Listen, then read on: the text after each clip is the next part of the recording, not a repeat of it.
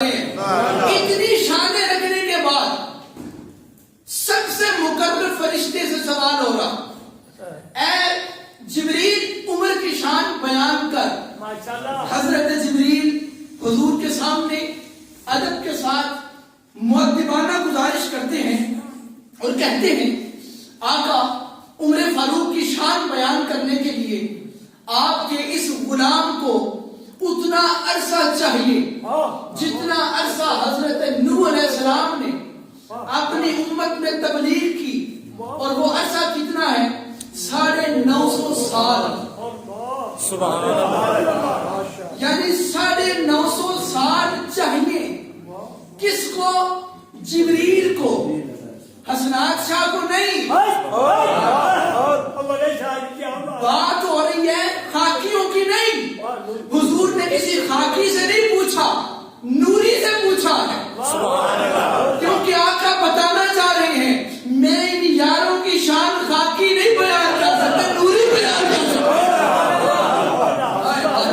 اور جو کوئی بیان کرنے کی کوشش کرے وہ نوری تو نہیں ہوتا، لیکن نوریوں کی سنت پر عمل ضرور کرتا۔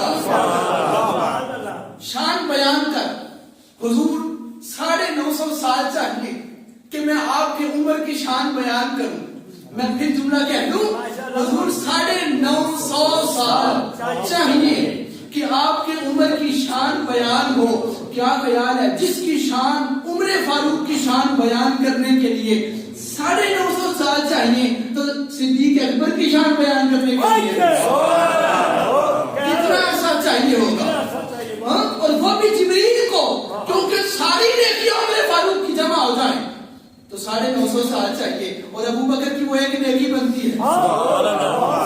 بولو پھر بولو، ابو بکر کی شان صرف ایک نیکی بیان کرنے کے لیے جبریل کو 950 سال چاہیے۔ اب ہے یہ وہ جملہ جو میں کہنا چاہتا تھا اور آپ کو تیار کر لیا۔ کیا خیال ہے اگر تو یہ بات ثابت ہو گئی نا کہ جبریل ہو اور سامنے عمر فاروق ہو، تو عمر فاروق کی شان بیان کرنے کے لیے زبان جبریل چاہیے، اور ابو بکر کی شان بیان کرنے کے لیے زبان مصطفیٰ چاہیے، اور مصطفیٰ کی شان بیان کرنے کے لیے خدا چاہیے۔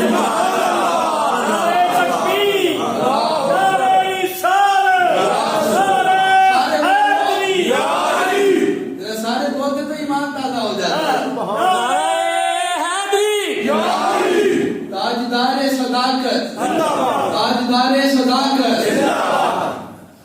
ہمارے دونوں ہاتھوں میں دونوں کے دامن ہیں، کہیں الحمدللہ۔ ہم جب حضور کی بارگاہ میں جائیں گے تو فخر سے کہتے ہیں کہ ہم پریشان نہیں ہوں گے کہ حضور کہیں کہ تم تو میرے صحابہ کے گستاخ ہو، نہ، ہم جائیں گے تو اس یقین کے ساتھ کہ ہم نے دنیا میں صحابہ کی بھی شان بیان کی ہے، اہل بیت اطہار کی بھی شان بیان کی ہے۔